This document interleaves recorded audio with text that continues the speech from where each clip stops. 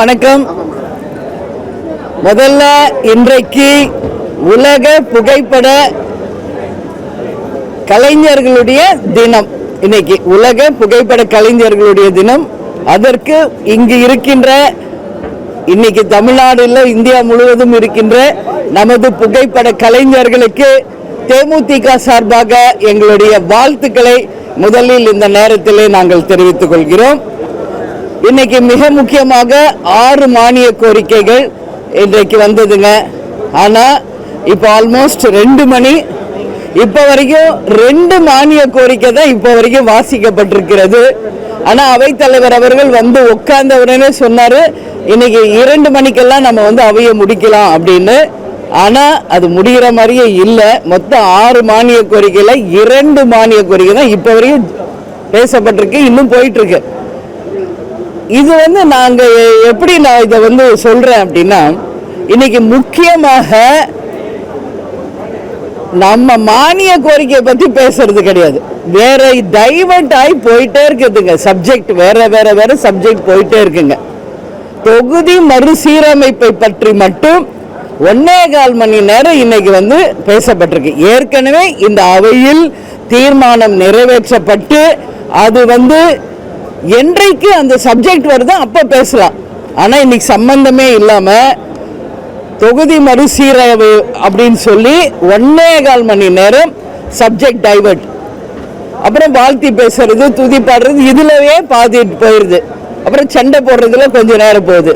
இப்படியே போயிட்டு இருக்காண்டி மானிய கோரிக்கையில அந்த மானியத்தை பத்தி பேசுறது மாட்டேங்கிறாங்க. அது மட்டும் இல்லை, இந்த தமிழ்நாடு சட்டமன்றமா இல்ல டெல்லியில் இருக்க பார்லிமெண்டா அப்படின்ற மாதிரி எனக்கு ஒரு நிமிஷம் டவுட் வந்துச்சுங்க.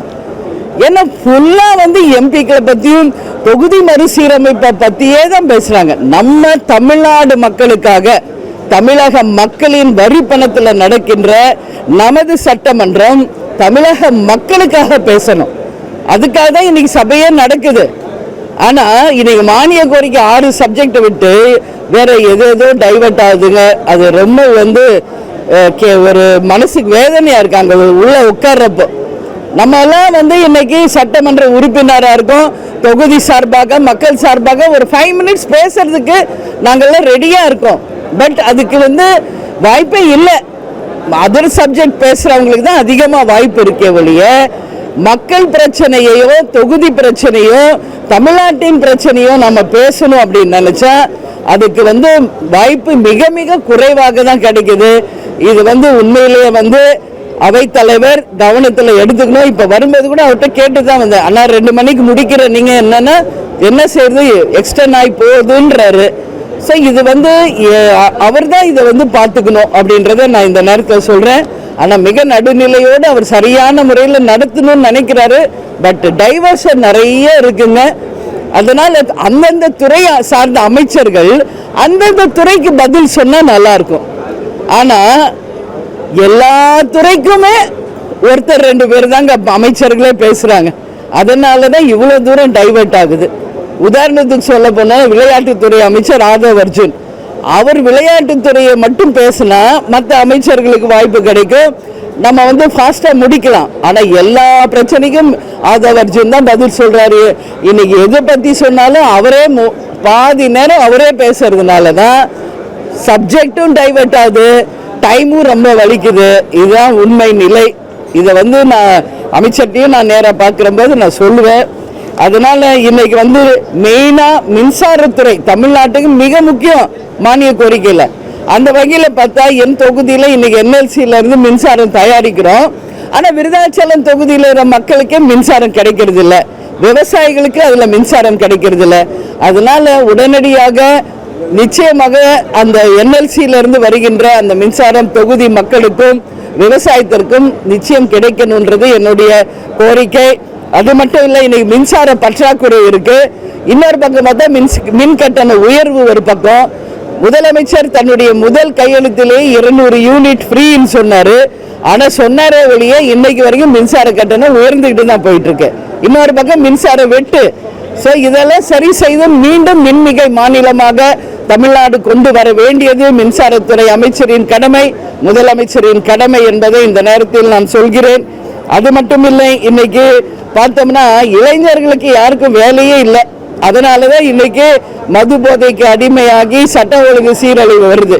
அதனால ஐஐடி, பாலிடெக்னிக் இது போன்ற பல்வேறு அவங்களுக்கு பயிற்சி கொடுத்து அதன் மூலம் வேலை வாய்ப்பு இளைஞர்களுக்கு அதிகமாக தரணும் என்பது இன்னைக்கு சொல்றோம்.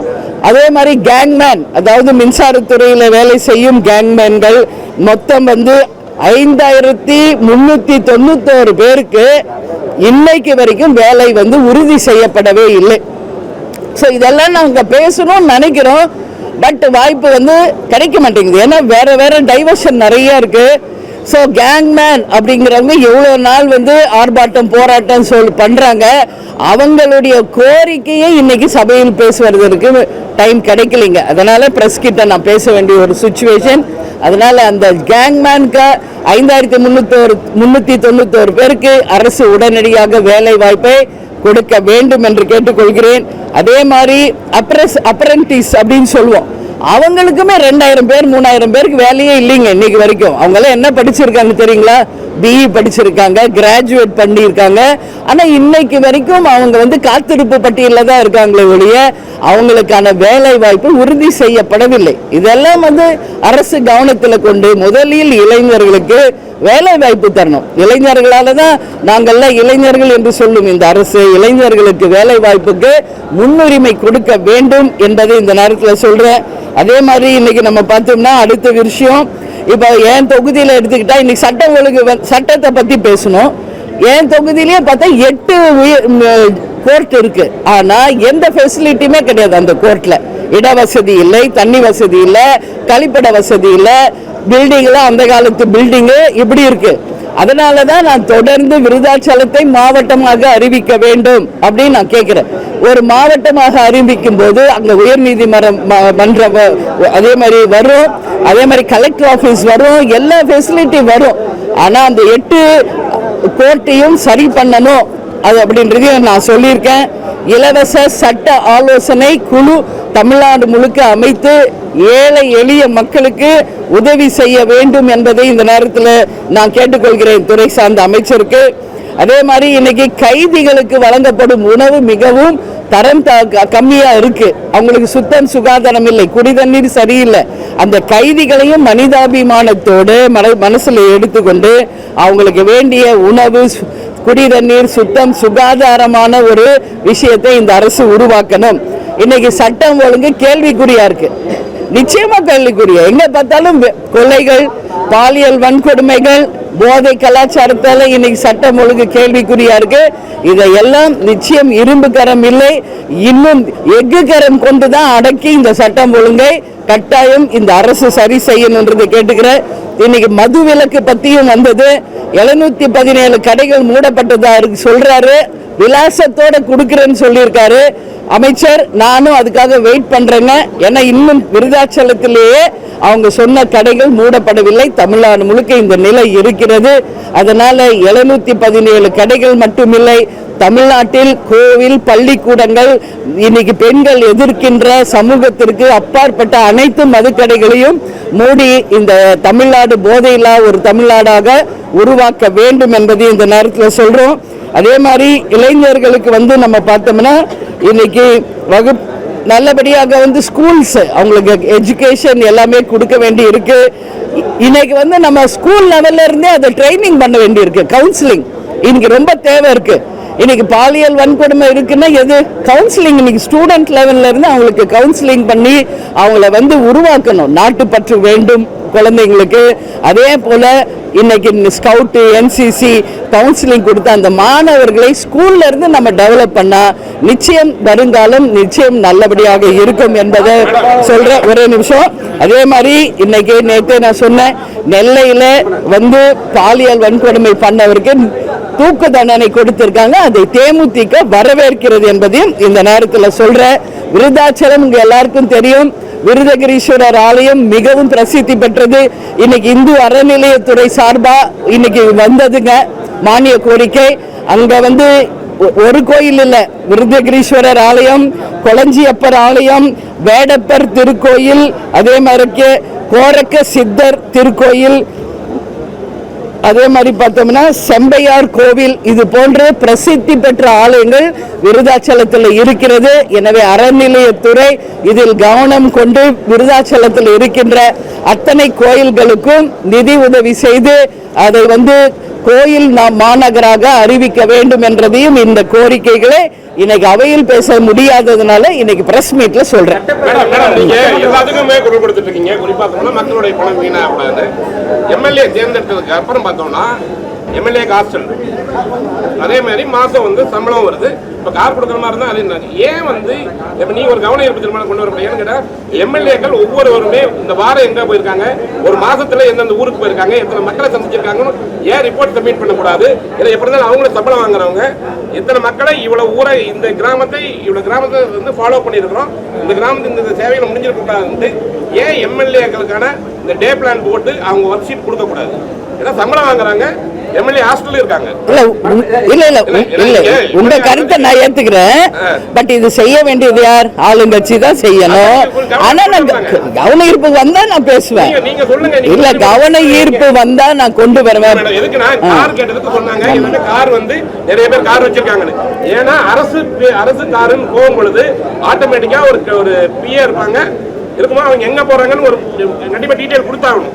அப்ப இதை ஒரு எம்எல்ஏக்களுக்கு ஒரு திருத்தறதுக்கான ஒரு வாய்ப்பு இருக்கும்ல. எம்எல்ஏக்கள் கம்பல்சரியா மக்களை சந்திக்க போகணுங்கிறதுக்கு ஒரு வாய்ப்பு இருக்கும்ல. கண்டிப்பா அடுத்த கவன ஈர்ப்பு தீர்மானம் வரும் பொழுது இதை பற்றி பேசும் வாய்ப்பு கிடைத்தால் உறுதியாக பத்திரிகை நண்பர்கள் நீங்க சொன்ன கருத்தை நான் அவையில் வைப்பேன். இதுல எந்த மாற்று கருத்தும் இல்லை. கார் தொடர்பான விவாதம் காலை முதல்ல காரசாரமா இருந்தது. நீங்க வரதுக்கு அந்த நேரங்களில் பயங்கர ஹீட்டா இருந்தது. கார் தொடர்பா தேமுதிகவுடைய நிலைப்பாடு என்ன? உங்களுக்கு அரசு கார் கொடுத்தா அதை வாங்க தயாரா, இல்ல மக்களோட வரிப்பணத்துல தேவையில்ல நான் மக்களுக்காக உழைக்கிறேன்னு சொல்ல தயாரா? உங்களோட நிலைப்பாடு என்ன? முதல்ல எல்லார்கிட்டையும் கார் இருக்கு. இந்த 150 கோடி ஏழை மக்களுக்கு வந்திருந்தா நல்ல விஷயம் முதல்ல சொன்னது நான். அதனால எதிர்கட்சி தலைவராக கேப்டன் இருந்த போது அவருக்கு கொடுக்கப்பட்ட வாகனத்தை அவர் திருப்பி கொடுத்தவர் தான் கேப்டன் அவர்கள் என்பது இந்த உலகுக்கு தெரியும். எனக்கு கொடுத்த ஒரு கார் தான் அப்படின்றது ஒன்றும் கிடையாது. நான் கொடுக்கணும் இந்த செகண்ட் கொடுத்துட்டு போயிடுவேன். பட் அது கிடையாது. அதுல என்ன நான் சொல்றேன், இன்னைக்கு ஒரு கவர்மெண்ட் ஒரு திட்டம் அறிவிக்கிறாங்கன்னா கார் இல்லாதவங்களுக்கு நிச்சயமாக அந்த கார் கொடுக்கிறது வரவேற்கத்தக்க ஒரு விஷயம். அதுல மாற்று கருத்து இல்லை. அதனால முதலமைச்சர் இன்னைக்கு இந்தியாவில் எந்த முதலமைச்சரும் செய்யாத ஒரு விஷயம் அனைவருக்கும் அப்படின்னு சமமாக அவர் அறிவிச்சிருக்காரு. அதை நம்ம நெகட்டிவா தான் எடுத்துக்கணும்னு கிடையாது. ஒரு பெரிய மனசோடு கொடுத்திருக்கிறார். அதை நான் எப்படியும் பாக்குறேன்னா அது ஓகே ரைட், அது முடிஞ்சது. அது மாதிரி இன்னும் விவசாயிகள் பிரச்சனை, வேலை இப்ப நான் சொன்னல வேலை வாய்ப்பு பிரச்சனை, அதே போல சட்டம் ஒழுங்கு, இதுல எல்லாம் இன்னும் மோர் கான்சென்ட்ரேட் பண்ணணும். எம்எல்ஏஸ் இந்த விண்ணப்பம் கொடுக்க மாட்டோம், கார் இருக்கவங்க விண்ணப்பம் கொடுக்க மாட்டாங்க அப்படின்னு சொல்லி அமைச்சர் ஆதவர் என்ன பேசியிருக்காரு. திமுக நாங்க வாங்க மாட்டோம்னு சொல்லிட்டாங்க. உங்களுடைய நிலைப்பாடு என்ன? அப்படியே இல்ல, எங்க கிட்டயும் கார் நிறைய இருக்கு. நாங்க இல்ல அப்படி இல்ல, நான் வேணும்னா அது வேணான்னு சொன்னா நானும் மனு கொடுக்க தயாராக தான் இருக்கிறேன். ஏன்னா இன்னைக்கு கார் இல்லாதவங்களுக்கு அந்த கார் போய் சேரும்னா வரவேற்கத்தக்க ஒரு விஷயம் தான். அதுல மாற்று கருத்து கிடையாது. எனவே நிச்சயமாக அப்படி எல்லாரும் மனு கொடுத்தால் தேமுதிகவும் அதை பற்றி பரிசீலிப்போம்.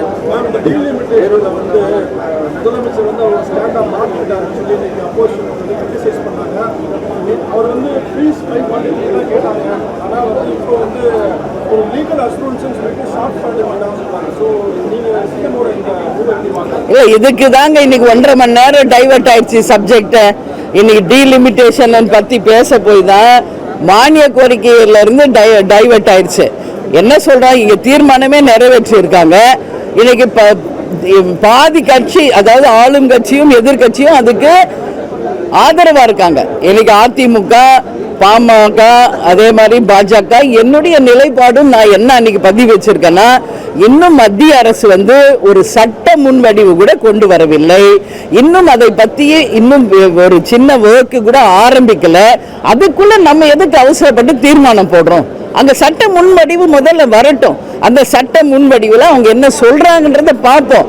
அதற்கு பிறகு அதை பத்தி நம்ம ஸ்ட்ராங்கா இறங்கும் போது நம்மளுடைய எதிர்ப்போ ஆதரவோ அந்த நாள் அப்ப நம்ம பேசுவோம் நம்ம சொல்றோம். ஆனா அவங்க சொல்றது முன்னெச்சரிக்கை நடவடிக்கையா இப்பயும் தீர்மானம் நிறைவேற்றுவோம் சொல்றாங்க. பட் அது நிச்சயம் தமிழ்நாடுக்கு எதிர்ப்பா சென்றால் உறுதியாக தேமுதிக அதை எதிர்க்கும். ஆனா இன்னைக்கு இருக்கிற 39 எம்பி 59 எம்பியோ 60 எம்பியோ வந்தால் உறுதியாக தேமுதிக அதை வரவேற்கும் என்பது எங்க நிலைப்பாடு. ஓகே,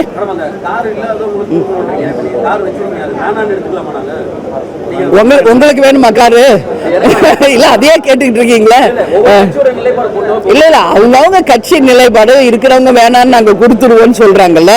அதனால நான் என்ன சொல்றேன், உறுதியாக அப்படி எல்லாரும் திரும்பி கொடுக்கட்டும், அப்ப என்னுடைய கருத்தை நான் சொல்றேன்னு சொல்றேன். ஓகேங்களா? ஓகே, நன்றி நன்றி, வணக்கம் வணக்கம் வணக்கம். ஆமா, உங்க எல்லாருக்கும் வாழ்த்துக்கள். இன்னைக்கு உங்களுடைய நாள். அதனால முதல் இதுதான் ஃபர்ஸ்ட் நான் பேசணும்னு நினைச்சேன் சட்டசபையில. ஸோ இங்க தான் வாய்ப்பு, உங்க முன்னாடியே அதை சொல்றேன். அனைவருக்கும் வாழ்த்து. நன்றி நன்றி.